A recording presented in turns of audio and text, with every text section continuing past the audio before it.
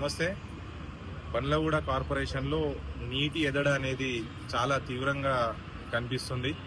ఎందుకంటే మనం చూస్తున్నాం పలు కాలనీలో ధర్నాలు చేసేంత వరకు కూడా ఈ నీటి సమస్య అనేది చూస్తున్నాము.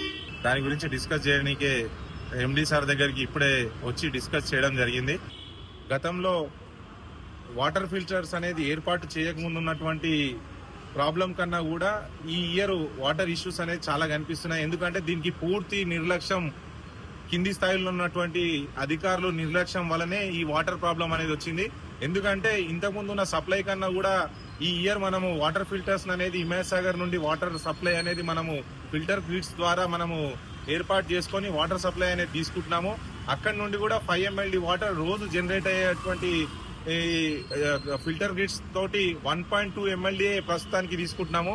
ఒకటి టర్నల్ కటింగ్, ఒకటి రోడ్ కటింగ్ కోసం అనేది పెండింగ్ పడ్డది. ఆ పైప్ లైన్ కూడా జాయిన్ అయిపోయినాక ఈ వాటర్ సమస్య కూడా అనేది కొంచెం మెరుగుపడుతుంది అని చెప్పేసి ఇందాక సార్ తోటి, ఎండి సార్ తోటి మాట్లాడితే చెప్పడం జరిగింది. సో ఈ కింద ఉన్నటువంటి అధికారులు మీరు చేసేటువంటి నిర్లక్ష్యం వల్ల బండ్లగూడ కార్పొరేషన్ ప్రజలందరూ కూడా నీటి సమస్యను ఎదుర్కొంటున్నారు. ఎందుకంటే వచ్చేటువంటి సప్లైని మీరు సక్రమంగా చేసే అసలు బండ్లగూడ కార్పొరేషన్ ఎక్కడ కూడా వాటర్ ట్యాంకర్స్ అనేవి కనిపించకుండా ప్రజలకు ఎటువంటి ఇబ్బంది లేకుండా నీళ్ళ సప్లై చేయొచ్చు. పూర్తిగా మీరు నిర్లక్ష్యం వహిస్తున్నారనేది క్లియర్ గా ఉన్నది. ఒక విషయము అర్థం కావట్లేదు, బండ్లగూడ కార్పొరేషన్ లో ప్రతి ఒక్క రెసిడెంట్ కూడా వెల్ ఎడ్యుకేటెడ్. మీరు గ్రహించురి అధికారులు, మీరు గ్రహించండి. మీరు చేసేటువంటి నిర్లక్ష్యం వెనుక మీ ఇంకా ఎవరైనా పెద్ద రాజకీయ నాయకుడు ఉన్నారా?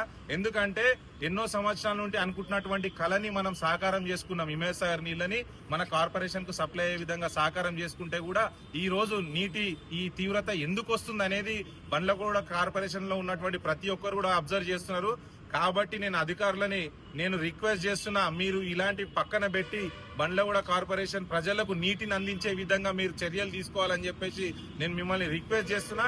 మీ నిర్లక్ష్యం వదిలేసి ప్రజలకు అవుతున్నటువంటి ఇబ్బందులను మీరు దూరం చేయకపోతే మీరు మాత్రం ఈ ఇష్యూలో తీవ్రంగా మీరు పరిణామాలు ఎదుర్కోబోతున్నారు.